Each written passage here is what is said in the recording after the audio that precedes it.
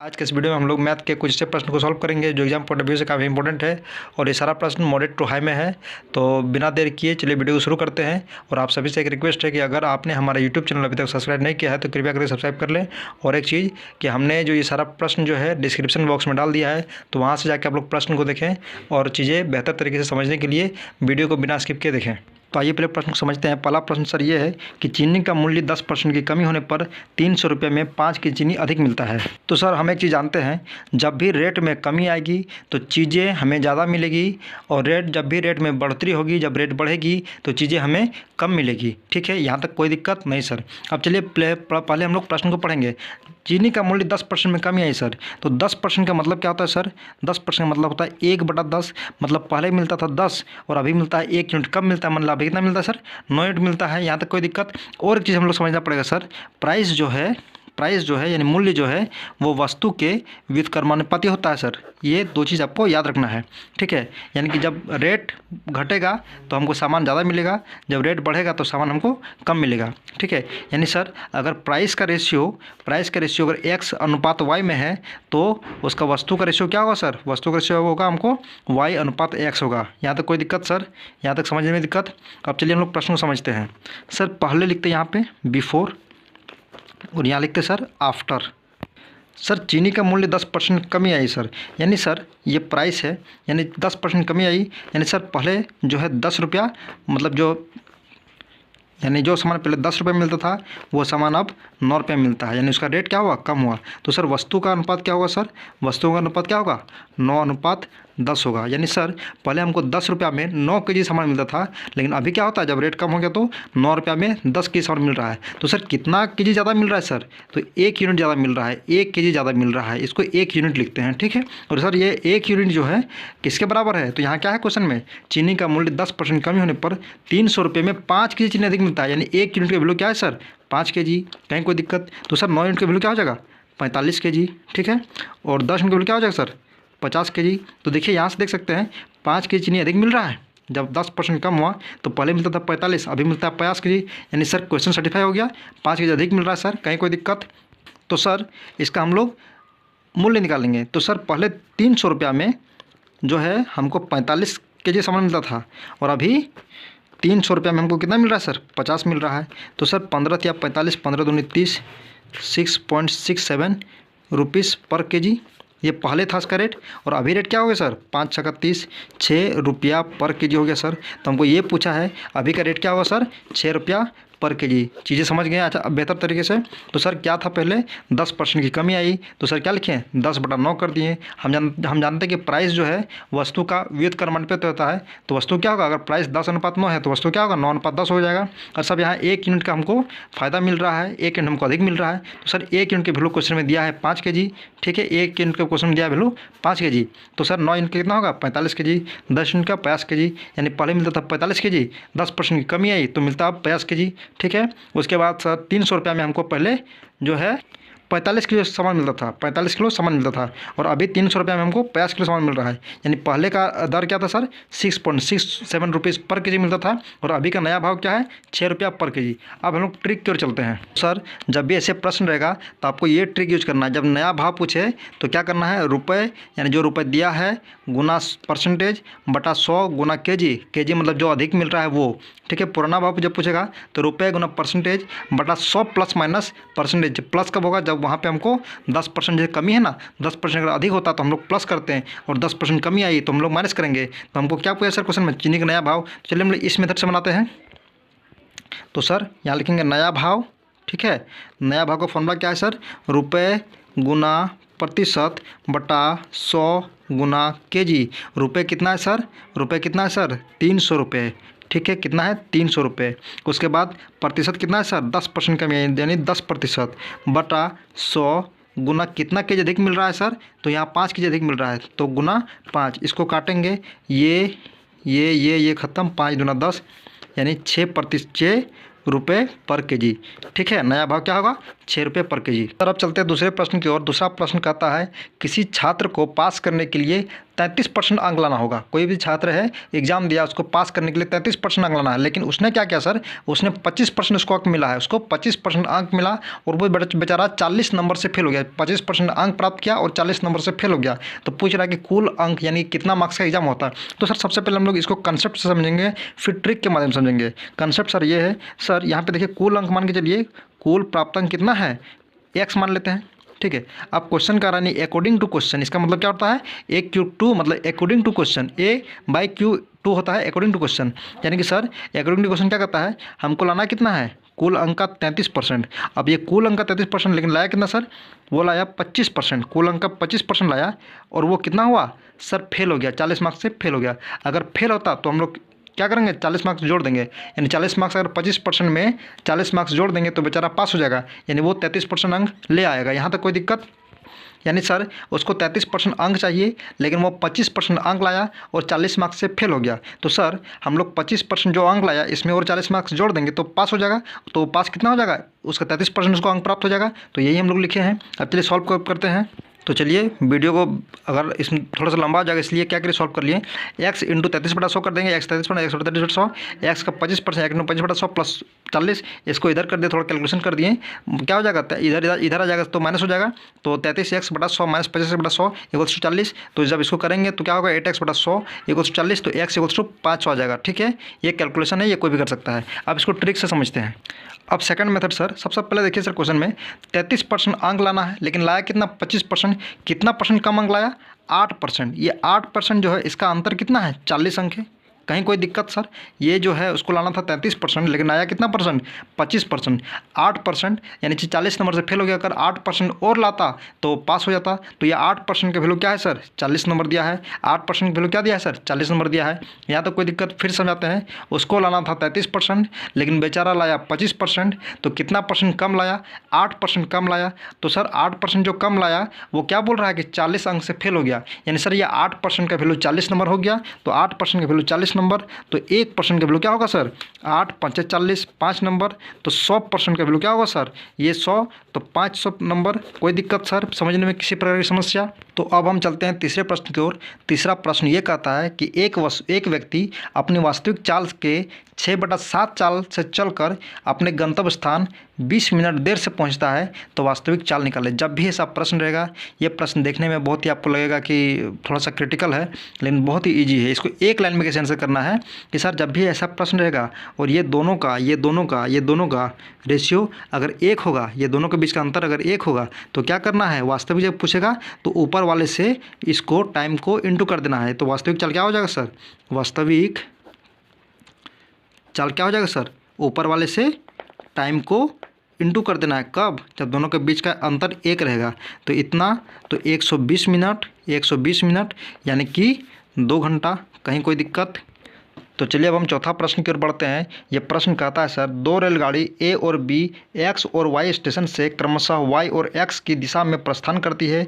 कहीं कोई दिक्कत समझने में, 2 रेलगाड़ी है, ए और बी है, जो कोई एक स्टेशन एक्स से चलता है और एक वाई स्टेशन से चलता है, ठीक है। और वाई और एक्स यानी कि इसका अपोजिट दिशा में चल रहा है, ठीक है, एक दूसरे के अपोजिट में चल रहा है, ठीक ना। अब एक दूसरे को पार करने के बाद वे क्रमशः 4 घंटा 48 मिनट और 3 घंटा 20 मिनट बाद वाई और एक्स पर पहुंचता है। तदनुसार यदि रेलगाड़ी ए की गति 45 किलोमीटर है तो बी की गति निकालें। जब भी ऐसा प्रश्न आए, आंख बंद करके एक फॉर्मूला देंगे, कोई कंसेप्ट नहीं, कोई ट्रिक नहीं, उसको आपको पुट करना है, एक लाइन में आपका आंसर मिल जाएगा। तो सर इस डायग्राम के माध्यम से हम लोग समझते हैं चीज़ों को। सर क्वेश्चन कर रहा है कि एक्स जो है, एक्स वाई की ओर चल रहा है, ठीक है, और वाई एक्स की ओर चल रहा है। एक दूसरे को पार करने के बाद एक्स जो है 4 घंटा 48 मिनट में वाई तक पहुंचता है और वाई जो है 3 घंटा 20 मिनट में एक्स तक पहुंचता है। कहीं कोई दिक्कत, यानी सर इसका जो है T1 क्या हो गया, 3 घंटा 20 मिनट, ठीक है, सॉरी सर 4 घंटा 48 मिनट। ये देख सकते हैं यहाँ पे T1 क्या है, 4 घंटा 48 मिनट है, और T2 क्या है सर, 3 घंटा 20 मिनट है, ठीक है। एक्स वाई की ओर चल रहा है, वाई एक्स की ओर चल रहा है। टी को पार करने के बाद 4 घंटा 48 मिनट बाद एक्स वाई तक पहुँचता है और 3 घंटा 20 मिनट बाद वाई एक्स तक पहुँचता है। कहीं कोई दिक्कत। तो सर इसका फॉर्मूला होता है कि √T2/T1 is equals to S1/S2। कहीं कोई दिक्कत समझने में सर। ठीक है। अब वैल्यू को पुट कीजिए। T2 क्या है सर? T2 है हमारा 3 घंटा 20 मिनट, मतलब 60 तिया 180 अब प्लस 20 मतलब कि 200 मिनट। ठीक है, कोई दिक्कत? लिख देते हैं, लेकिन नहीं लिखना चाहिए। यह है 4 घंटा 48 मिनट, मतलब 6 चौके 24 240 और 48 288 मिनट। ठीक है। S1 क्या है सर? S1 हमारा दिया है, क्या दिया है सर? 45 kilometre per hour. और S2 हमको निकालना है, तो S2 क्या निकालना है सर? B निकालना है। सर इसको जब हम काटेंगे तो 100 और ये 144, 100 किसका रूट होता है सर? 10 का, 144 12 का, तो 45/B, 5 दूना 10, 5 9 45, 2 6 12, यानी सर B क्या आ जाएगा सर? 54 kilometre per hour. समझने में किसी को समस्या? वीडियो का बिना स्किप किए अगर देखेंगे तो किसी भी प्रश्न को समझने में आपको असुविधा नहीं होगी और बेसिक बिल्कुल क्लियर हो जाएगा। तो चलिए अब 5वां प्रश्न की ओर रुख करते हैं। तो 5वां प्रश्न आपके कंप्यूटर स्क्रीन पर ये रहा। 5वां प्रश्न सर ये है कि 4 आदमी और 6 लड़के किसी काम को 5 दिन में पूरा करता है। 4 आदमी और 6 लड़के किसी काम को 5 दिन में पूरा करता है, जबकि 6 आदमी, ये जबकि बहुत बड़ा बात है, 6 आदमी और 4 लड़के उसी काम को, किस काम को सर? जो काम ये लोग कर रहा है उसी काम को 4 दिन में पूरा करता है। तो बताइए 8 आदमी और 12 लड़के उस काम को कितना दिन में पूरा कर? बहुत ही प्रेम बड़ा प्रश्न है। तो चलिए समझते हैं। जैसा कहा है वैसा आप करते जाइए। 4 आदमी, तो सर 4 आदमी और 6 लड़के, और मने प्लस 6 मने 6 लड़के मतलब बॉयज़, किसी काम को 5 दिन में पूरा करता है। यहाँ तक कोई दिक्कत समझने में? जबकि, जबकि का मतलब है बराबर, जबकि का मतलब है बराबर। 6 आदमी तो फिर 6M और 4 लड़के मतलब 4B। ठीक है, उसी काम को कितना दिन में करेगा सर? 4 दिन में करेगा। आप प्लीज़ इस इक्वेशन को सॉल्व करो। तो जब हम इसको सॉल्व करते हैं, यानी कि जब गुना भागा ये सब कुछ कर लेते हैं, तो M और B का रेशियो क्या आता है? 7/2 आता है। अब सर ये जो M का वैल्यू 7 और B का वैल्यू 2, इसको या तो फिर इसमें पुट कीजिए या तो फिर इसमें पुट कीजिए। इससे क्या होगा? हमारा टोटल वर्क निकल जाएगा, टोटल वर्क निकल जाएगा। टोटल वर्क जब निकल जाएगा तो इससे हम लोग डिवाइड कर देंगे, तो आ जाएगा हमारे पास जितना दिन में पूरा होगा काम वो निकल जाएगा। तो चलिए टोटल वर्क निकालते हैं। तो टोटल वर्क जो है कितना है सर? दोनों में से किसी में पुट कर सकते हैं आप, चाहे इसमें चाहे इसमें। तो sir 4 man plus 6B into 5। अब सर मैन की जगह क्या पुट करेंगे? 7, यानी 4 गुना 7 प्लस B की जगह 2, 6 गुना 2 इंटू कितना है सर? 5 है। 7 चौका 28, 6 दूना 12 गुना 5, 28 12 कितना था सर? 28 12 40, 40 गुना 5 200। टोटल काम कितना है सर? 200। तो सर जब ये टोटल वर्क निकल जाएगा तो हम लोग क्या निकलना है? 8 आदमी। अब क्या निकलना है हमको? मैन मेरे पास कितना है सर? टोटल आदमी कितना है? 8 आदमी है। ठीक है, यानी लेबर कर सकते हैं, ये M मतलब कन्फ्यूज नहीं होना है, ये ऐसे लिख दिए हैं। M या लिखिए, चाहे लेबर लिखिए, चाहे कितना आदमी वो लिखिए। तो 8 आदमी प्लस 12 लड़के इस काम को, 200 काम को कितना आदमी करेगा? तो 8 आदमी। अब यहाँ पे M का रेशियो क्या है सर? 7 है। तो 8 गुना 7 प्लस 12, B का रेशियो 2 है, 12 गुना 2 यानी 28 7 56 प्लस 12 दूना 24, 56 और 24 कितना होता है सर? ये 80 होता है। अब हमको निकालना क्या सर? कितना दिन में? तो डे निकालना है हमको। तो डे इक्वल टू क्या होता है सर? टोटल वर्क में से डिवाइड कर देंगे जो आदमी है, जो लेबर है उससे, तो निकल जाएगा हमारा कितना दिन में काम कंप्लीट होगा। ये टोटल वर्क कितना है सर? 200 है। ठीक है, कितना आदमी काम कर रहा है? 80 आदमी। ख़त्म, यानी कितना निकलेगा? 8 दूनी 16 25 20। ठीक है, 8 5 40, यानी 2.5 दिन में वो जो है वो काम कंप्लीट हो जाएगा। हमने कुछ नहीं किया सर। पहले जो है प्रश्न था 4 आदमी 6 लड़के किसी काम को 5 दिन करता है, 4 मैन प्लस 6B, बस लिखते गए इंटू 5, जबकि माना इक्वल टू 6 आदमी 4 लड़के इसको 4 दिन करता है, 6 man plus 4B equals to 4। तो सर यहाँ से जब इसको सॉल्व करेंगे तो M/B का रेशियो, यानी कि मैन और बॉय, यानी आदमी और लड़का का रेशियो 7/2 हो जाता है। अब ये दोनों में से किसी भी इक्वेशन में इस वैल्यू को पुट कर देंगे, इससे हमारा टोटल वर्क निकल जाएगा। टोटल वर्क निकल जाएगा। उसके बाद क्या करेंगे हम लोग? जो 8 आदमी और 12 लड़के जो दिया हुआ है यहाँ पे, ये इस रेशियो का वैल्यू पुट कर देंगे। तो 8 आदमी मैंने 8 मैन प्लस 12 लड़के मतलब 12 बॉय।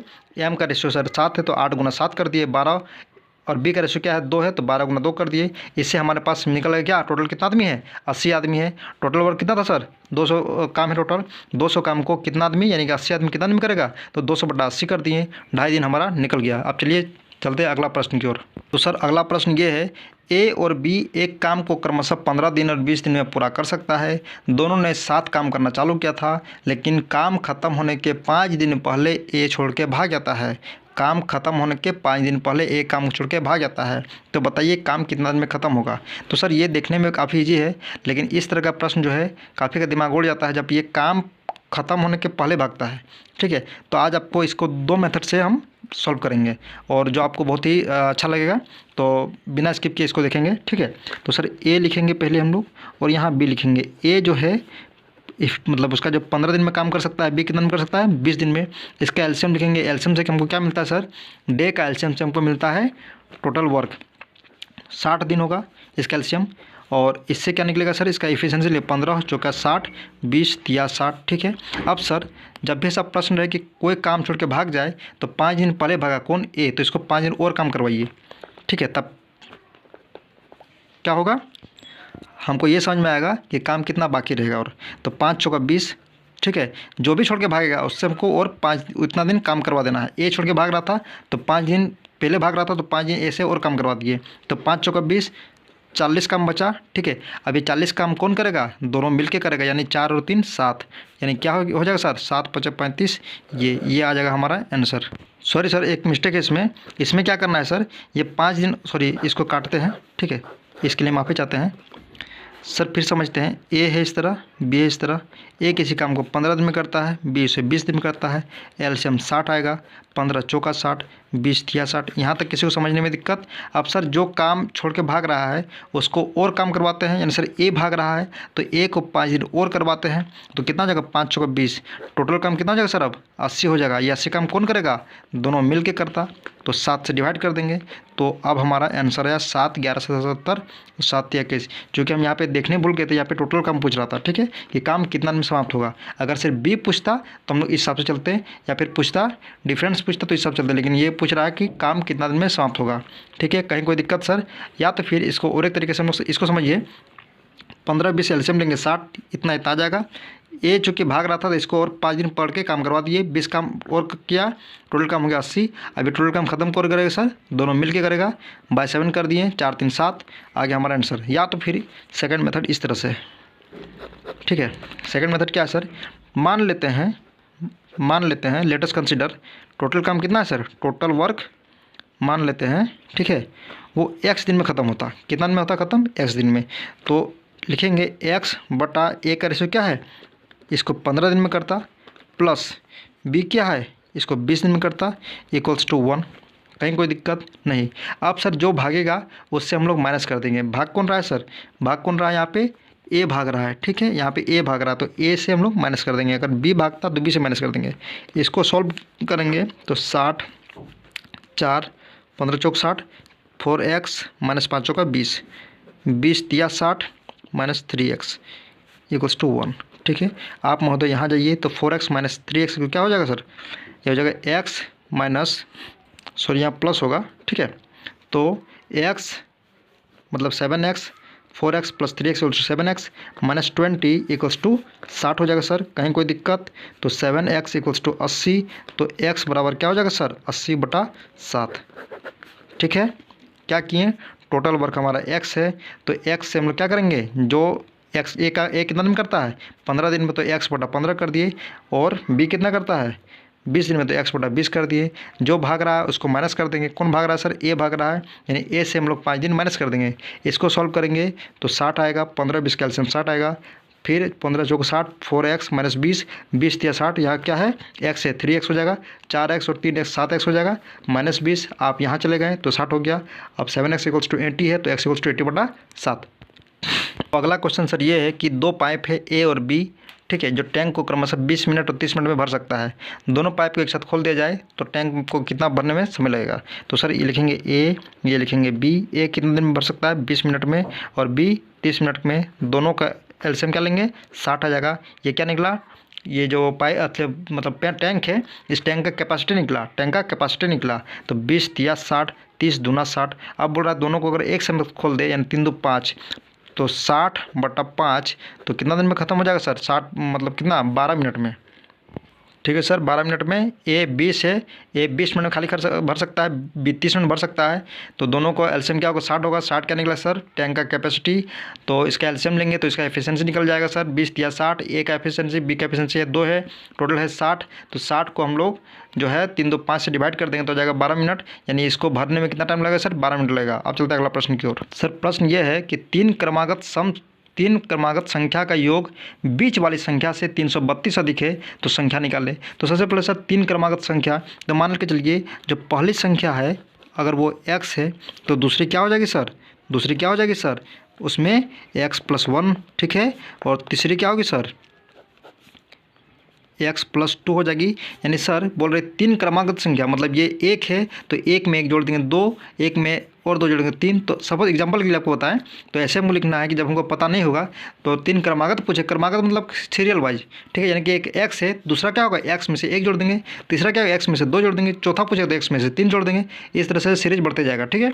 तो पहला क्या है सर x है, दूसरा क्या है सर x+1 मान लिए, और तीसरा क्या है x+2 मान लिए। अब क्वेश्चन कहता है कि सर तीन क्रमागत संख्या का योग बीच वाली संख्या, तीन क्रमागत संख्या के बीच वाली संख्या ये हो गया, इससे 332 अधिक है। यानी सर बोल रहा है तीन क्रमागत संख्या का योग यानी x+1, ठीक है, प्लस x+2, ये जो है किससे 332 अधिक है, बीच वाली संख्या से, यानी कि x+1 से 332 अधिक है। इसको जब सॉल्व करेंगे सर तो हमारे पास क्या आ जाएगा, x = जो है 166 आ जाएगा सर, ठीक है। आप इसको सॉल्व करके देख लें क्योंकि समय बहुत बीत रहा है, 21 मिनट का वीडियो हो चुका है।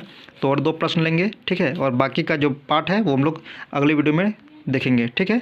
सिंपल सा क्वेश्चन है, आप जो समझ सकते हैं। तीन क्रमागत संख्या है, इसका योग बोल रहा है कि बीच वाली संख्या से 332 अधिक है। तो तीनों क्रमागत संख्या क्या कर लिए, x, x+1, x+2, तीनों का सम = क्या बोल रहा है, बीच वाली संख्या से, यानी x+1 से 332 अधिक है। इसको सॉल्व कर देंगे, आ जाएगा हमारा आंसर, ठीक है। तो सर प्रश्न ये है कि संख्या 623 का पावर 49 है तो इसका इकाई अंक निकालेंगे। ऐसा प्रश्न को आप आंख बंद कर दीजिए और जो इसका घात में यानी जो पावर में है इसको 4 से डिवाइड कीजिए। कब तक कीजिएगा सर, जब तक जो है इसका एकदम नॉर्मलाइज करके एकदम लोवेस्ट वैल्यू ना आ जाए। तो 4 से डिवाइड करेंगे तो 12 चौके 48, शेष में कितना बचा सर, शेष में 1 बचा, ठीक है। तो शेष में जब तक इस तरह के 1 3 4 इस तरह जब तक नहीं बचेगा जिसका आपको स्क्वायर पता हो तब तक आपको क्या करना है, भाग देते रहना है। तो 4 से भाग देंगे, 12 चौके 48, शेष में क्या बचा सर 1। तो क्या लिखना है, 623 का पावर 1। अब सर यहाँ इकाई अंक में क्या है, 3 है, इसको भूल जाइए। इकाई अंक में जो रहेगा इसका इससे उसका पावर से मतलब किसका, ये कीजिए, ठीक है। अगर इसका पावर 2 रहता तो 3 का स्क्वायर करते, पावर 3 रहता 3 का क्यूब करते। तो 3 का पावर 1 है तो 3 का पावर 1, इसका वैल्यू क्या होता सर 3, यानी इकाई अंक में क्या आएगा सर 3। समझने में कोई दिक्कत, संख्या इस तरह कोई दिया रहेगा 623 का पावर 49 है तो इकाई अंक निकालें।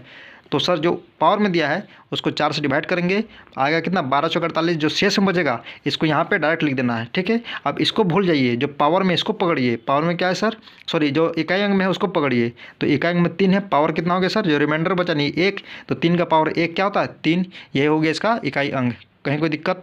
अब आखिरी प्रश्न की ओर चलते हैं। तो सर इस वीडियो का आखिरी प्रश्न ये है और इसके बाद हम लोग पार्ट 1 ये कंप्लीट हो जाएगा, पार्ट 2 फिर पार्ट 3, ठीक है। मतलब 30 प्रश्न को हम लोग क्या करेंगे, पार्ट वाइज बांट देंगे क्योंकि इसमें थोड़ा सा वीडियो लेंदी हो गया, ठीक है। तो चलिए समझते हैं आखिरी प्रश्न।